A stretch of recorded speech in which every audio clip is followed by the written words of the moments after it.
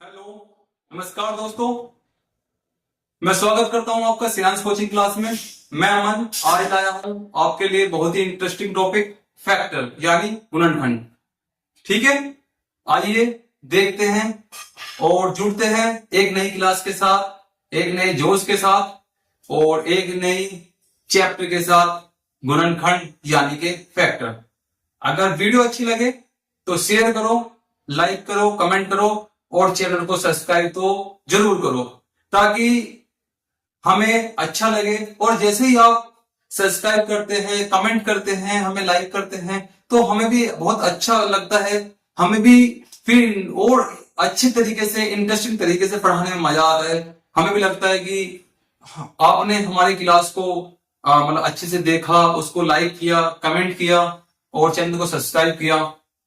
ठीक है, तो आपसे यही है कि आप ज्यादा से ज्यादा सपोर्ट करिए ताकि हम आपके लिए लेके आते रहे नए नए टॉपिक और अच्छी अच्छी वीडियो। आपके जो मैथ का बेस है उसको हम अच्छे से कंप्लीट करा सके। हमारा उद्देश्य यही है कि अगर आप कंपटीशन की तैयारी कर रहे हैं या आप क्लास 6 to 10th है तो आपका जितना भी बेस है उसको हम बहुत अच्छे से क्लियर करा सके। इसलिए हम ये लेके आ रहे हैं रोज रोज बेसिक क्लासेस नए नए चैप्टर की। तो आज कहा इसलिए हम चैप्टर लेके आए गुणनखंड, क्योंकि ये भी मैथ का एक महत्वपूर्ण चैप्टर है, बहुत महत्वपूर्ण अध्याय। जैसे कि अभी हमने लेसम ऐसे करा, एलसीएम एचसीएफ करा, वो भी एक महत्वपूर्ण अध्याय था। ऐसे ही ये फैक्टर गुणनखंड जो है बहुत महत्वपूर्ण अध्याय है मैथ का, जो आपका बहुत अच्छा एक बेस है जो कि आपको बहुत अच्छे से आना चाहिए। तो देख, अभी आज की क्लास में हम देखेंगे फैक्टर के कितने प्रकार होते हैं, किस प्रकार के क्वेश्चन होते हैं, कितने टाइप्स के होते हैं, कैसे हमें इनको सोल्व करना है, गुणनखंड करना कैसे है, कैसे इसमें कॉमन लेना है, कैसे हम इसके पेयर बनाने हैं, वो सब कुछ हम एक ही वीडियो में आज कंप्लीट करने वाले हैं। ठीक है, तो आइए देखते हैं। अगर वीडियो अच्छी लगे तो शेयर जरूर करना, लाइक करना और कमेंट करना बिल्कुल। तो गुणनखंड यानी गुणनखंड फैक्टर तो हम करते हैं एक एग्जाम्पल के साथ। यानी पहला एग्जाम्पल है हमारा एक्स स्क्वायर प्लस के 5x प्लस के 6। तो इसको हम बोलते हैं द्विघात समीकरण भी बोलते हैं, जिसकी हाईएस्ट घात 2 होती है। जैसे इसकी हाईएस्ट घात कितनी है? 2। तो ये क्या है? हमारी द्विघात समीकरण भी है, जिसकी हाईएस्ट घात कितनी होती है? 2 होती है, वो द्विघात समीकरण कहलाते हैं। या जो ax square plus b x plus c is equal to 0 के रूप में लिखी हो और जिसकी घात कितनी हो? 2 हो, यानी जिसकी पावर कितनी हो? 2 हो, वे द्विघात समीकरण कहलाती है। तो हमें इसे गुणनखंड के रूप में कैसे करना है, इसके कैसे हमें गुणनखंड करने हैं, कैसे पेयर बनाने हैं, कैसे हमें देखना है कि इसमें साइन किस चीज का है और उसके अकॉर्डिंग। तो आइए देखते हैं। तो जब भी आपके सामने इस तरह की इक्वेशन हो और हमें उसका फैक्टर करने हो तो सबसे पहले हम देखते हैं उसके बाद के 2 डिजिट। यानी जैसे हमारे पास लिखा हुआ है एक्स स्क्वायर 5x प्लस के 6, तो हमें देखना है इतना, जो बाद की 2 डिजिट है। अभी इसमें यहां पर बाद में यहां कितनी संख्या है? 6। यहां कितनी है? 6। यानी जो हमारा सी है, यानी जिसको हम अचर पद भी बोलते हैं। क्या बोलते हैं? अचर पद भी बोलते हैं। ठीक है, तो हमें ये देखना है जो लास्ट की जो संख्या है वो हमारी कितनी है? 6। और साइन किसका है? प्लस का। यानी मेन चीज है ये साइन। ये साइन किस चीज का है? अगर ये साइन प्लस का है तो हमें जो बीच वाली जो संख्या है, यानी जो बी का कोफिशिएंट है, यानी बी का जो गुणांक है वो आना चाहिए। यानी अगर प्लस का निशान है तो बी का जो कोफिशिएंट है वो जोड़ के आना चाहिए, अगर माइनस है तो वो घटा के आना चाहिए। ठीक है, अचर पद का वो गुणा आना चाहिए। यानी जो ये 6 है ये हमारा गुणा करके आना चाहिए और जो हमारा जो संख्या है यानी बी का जो कोफिशिएंट है वो क्या करना चाहिए? करके आना चाहिए, ऐड करके आना चाहिए। यानी अब हमें ऐसे 2 फैक्टर देखने हैं जो जोड़ के कितना है? 5 आए और गुणा करके 6 आए। यानी जोड़ के कितना है? 5 आए और गुणा करके 6 आए। अभी हम ऐसे कोई 2 फैक्टर बताइए। तो 2 फैक्टर 3 प्लस 2, तो हमारे कितने हैं? 3 प्लस 2। हमें से ध्यान रखना कि बड़ी संख्या पहला है कि छोटी वाली संख्या बाद में। तो 6 के तो ऐसे 2 टुकड़े कौन कौन से? 3। देखो जोड़ के कितना आ रहा है, 3 प्लस 2 कितना आ रहा है, 5। देखो साइन किसका है, प्लस का, तो जोड़ के कितना आ रहा है, 3 प्लस 2 5, और गुना करके 3 दूनी 6, गुना करके क्या आ रहा है हमारा, 6 आ रहा है। तो हमारे गुणनखंड कितने में, 3 प्लस 2। तो हम देखते हैं एक्स स्क्वायर प्लस के 3 प्लस 2 एक्स प्लस के 6। तो एक्स स्क्वायर अब इस एक्स की हमने क्या करनी है, अंदर गुना करनी है। इस एक्स की हमने 3 में गुना करी तो प्लस के 3x प्लस के 2x प्लस के 6। अब हमें क्या करना है, नेक्स्ट स्टेप में हमें क्या करना है, हमें इन दोनों के पेयर बना लेने हैं, दो दो डिजिट के। देखो हमने ये पेयर बना लिया और हमने ये पेयर बना लिया। अब हमें देखना है इसमें कॉमन क्या चीज है, यानी दोनों के पास क्या चीज कॉमन है। हम इनको ऐसे भी लिख सकते हैं, हमने एक्स स्क्वायर को लिख लिया x into x plus 3 into x plus 2 into x plus 2 into 3, यानी 2 दिया 6। ठीक है, अब देखो इसके पास भी एक एक्स है, इसके पास भी एक एक्स है, वो एक्स हमने निकाल लिया, बाहर निकाल लिया, बाहर उठा लिया। अंदर कितना बचा, भैया वाला एक्स तो बाहर हो गया, अंदर बचा एक एक्स, इधर ये वाला एक ही एक्स था, ये बाहर चला गया, अंदर कितना बचा, 3 बचा। प्लस इधर कितना, देखो इसके पास भी 2 है, इसके पास भी 2 है, हमने 2 को बाहर ले लिया, तो अंदर कितना बचा, x प्लस 3। तो देखो दोनों ब्रैकेट क्या है हमारे, सेम। अगर हमारे दोनों ब्रैकेट सेम है, यानी हमारा क्या है, यहां तक हमारा गुणनखंड जो है वो बिल्कुल सही है, यानी बिल्कुल उसमें कोई दिक्कत नहीं है, क्योंकि दोनों गुण क्या आ रहे हैं, हमारे दोनों सेम आ रहे हैं। अभी हमने क्या करना है, इन दोनों में से हमने x प्लस 3 को ले लेना है, एक को, और बचा कुचा वो ले लेना है, यानी x प्लस 2। ये क्या हो गए, हमारे गुणनखंड हो गए। यानी इस जो द्विघात समीकरण है, स्क्वायर इक्वेशन है, तो उसमें उसके गुणनखंड कितने आए, x प्लस 3 और x प्लस 2। अगर यही 10th क्लास में पूछता है कि इसके मूल ज्ञात करो, तो मूल ज्ञात करने के लिए फिर हमें इन x को 0 के बराबर रखना पड़ता है। तो बस कैसे करना है, x plus 3 equal to 0, x equal to minus के 3, क्योंकि x आगे करके आगे चला जाएगा माइनस का।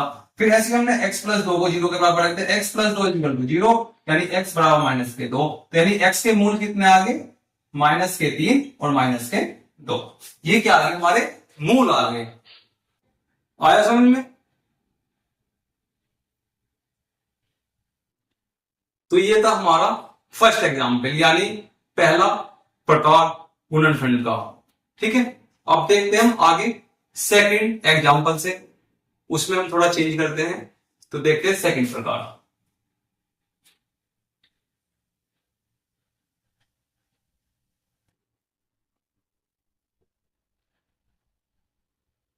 तो सेकंड में हम क्या करते हैं, हम इसको बस यहां क्या कर देंगे, माइनस कर देंगे। क्या कर देंगे, माइनस कर देंगे। तो सेकंड एग्जांपल हमारा हो जाएगा एक्स स्क्वायर माइनस के 5x प्लस के 6।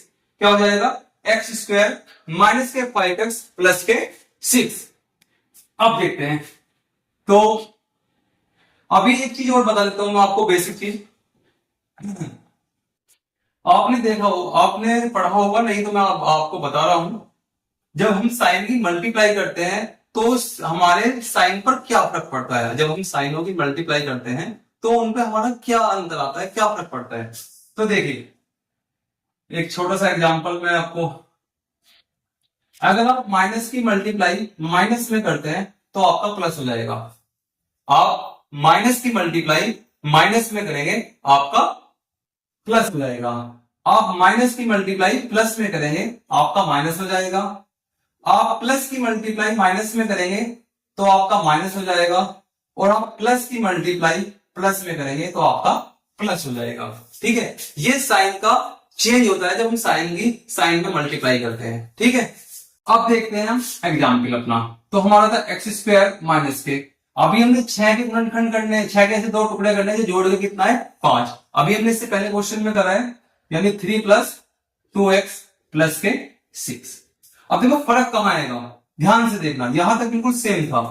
ठीक है, एक्स स्क्वायर माइनस के, अब देखो माइनस के यहां है, ये ब्रैकेट है, प्लस के 3 है। तो जब हम माइनस की मल्टीप्लाई प्लस में करेंगे तो चिन्ह क्या हो जाएगा हमारा, माइनस का, यानी माइनस के 3x। और जब हम माइनस की प्लस में मल्टीप्लाई करेंगे, माइनस की प्लस में मल्टीप्लाई तो कितना आ जाएगा, माइनस के 2x प्लस के 6। अब देखो अभी बता था इसमें कॉमन लेना, इसमें कॉमन लेना, यानी दो हमें इनके क्या बनाने लेने हैं, पेयर बना लेने हैं। तो वही इसमें से क्या कॉमन होगा हमारा, क्योंकि इसके पास 2 एक्स है, उसके पास 1 एक्स है, हमने 1 एक्स कहा ले लिया, बाहर ले लिया, तो एक्स बाहर ले लिया तो अंदर बचा एक्स माइनस के 3। ऐसे ही हमने इधर माइनस चिन्ह कॉमन ले लिया। जब हमने माइनस चिन्ह कॉमन ले लिया तो देखो, जब हम माइनस की प्लस में मल्टीप्लाई करेंगे, माइनस की प्लस में मल्टीप्लाई करेंगे तो कितना जाएगा हमारा माइनस, यानी यहां कितना बचेगा एक्स, और यहां बचेगा कितना हमारा 3। यानी हमारे पेयर क्या हो जाएंगे, एक्स माइनस के 2 और एक्स माइनस के 3। ठीक है। अगर हमें इसी की वो हमारा गुणनफल, लेकिन हमें अगर इसी के मूल निकालने हैं तो हमें क्या करना है, तो 0 के बराबर रख देना है।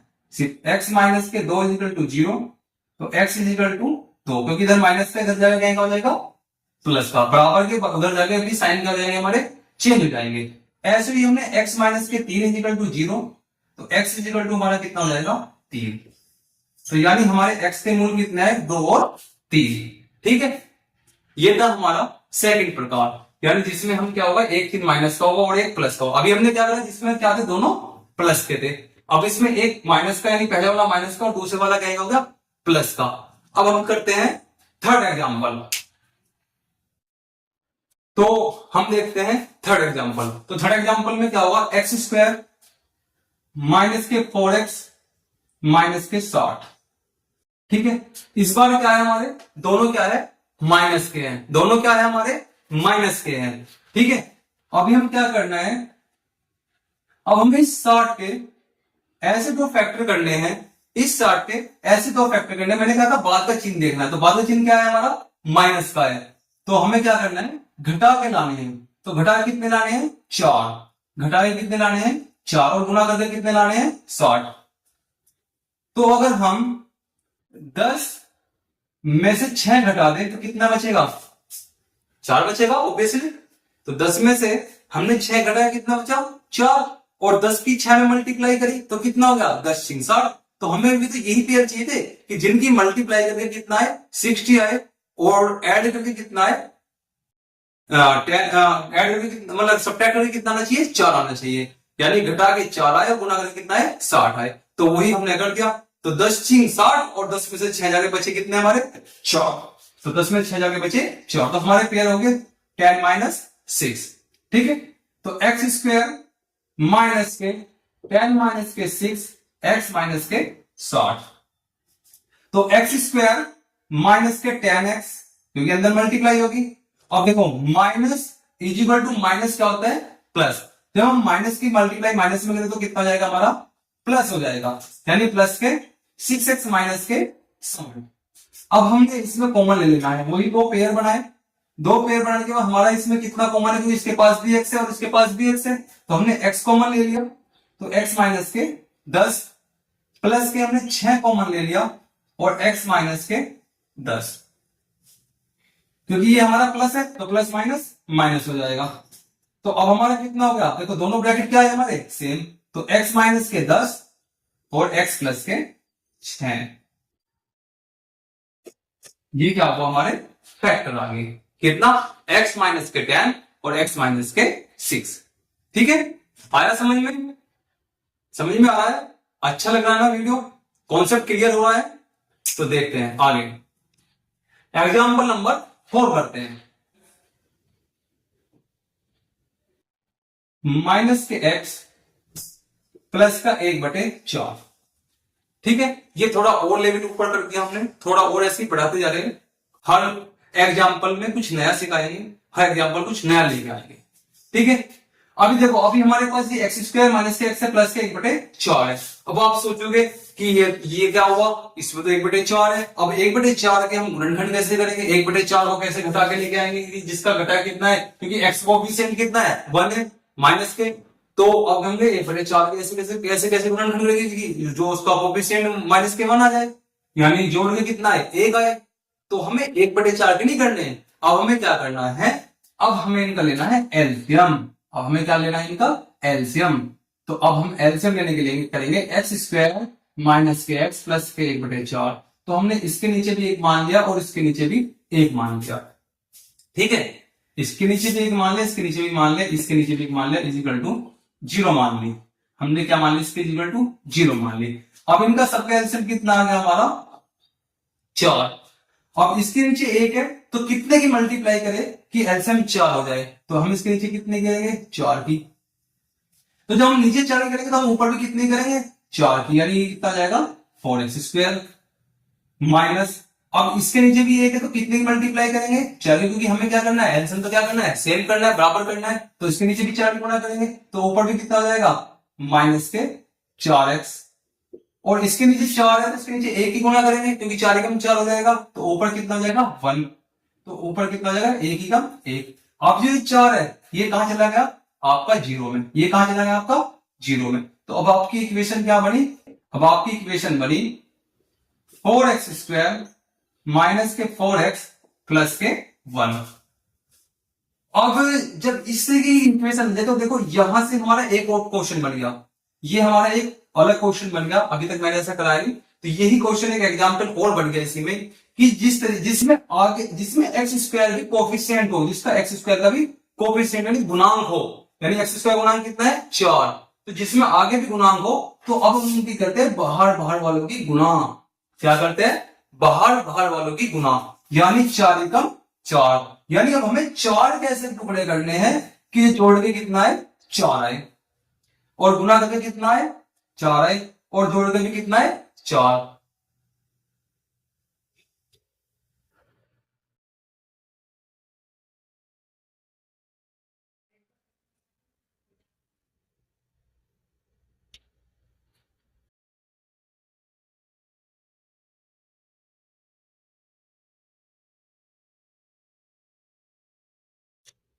तो अब हमें क्या करना है, तो हमने क्या करनी है बाहर की गुणा करनी है, तो बाहर की गुणा करी, बाहर की गुणा करके कितना है हमारा 4।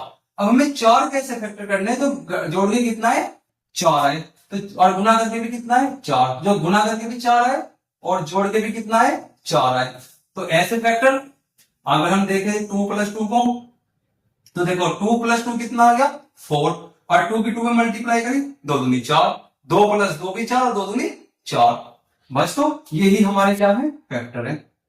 4x² माइनस के 2 + 2x प्लस के 1, तो आगे करते हैं 4x² माइनस के 2x प्लस के 1। अब इसमें क्या कॉमन है 2x कॉमन है, तो 2 दूनी 4, और इसमें कितना कॉमन है -1, तो 2x माइनस का 1, तो हमारा कितना हो गया 2x माइनस के 1 और 2x माइनस के 1, तो ये क्या हो गया हमारे गुणनफल, ये क्या हो गया हमारे फैक्टर हो गए। ठीक है, आई बात समझ में। देखो इसमें 2 ही तरीके के क्वेश्चन एक ही उसमें हो गया, एक ही एग्जाम्पल में, तो ये हो गया हमारा अगर हमारी संख्या बटे में है। तो आज का हमारा, तो अब एक और देखते हैं बहुत मोस्ट इंपोर्टेंट रूट वाला, अगर मान रूट वाला आ जाए तो आप कैसे करेंगे, ठीक है, तो देखते हैं हम अगला एग्जाम्पल नंबर 5, y² प्लस के 2√3y प्लस के 3, इसको हम कैसे सोल्व करते हैं, ये थोड़ा और अलग लेवल का है, इसमें क्या आ गया आपका रूट आ गया, ठीक है, तो देखते हैं कैसे सोल्व करते हैं।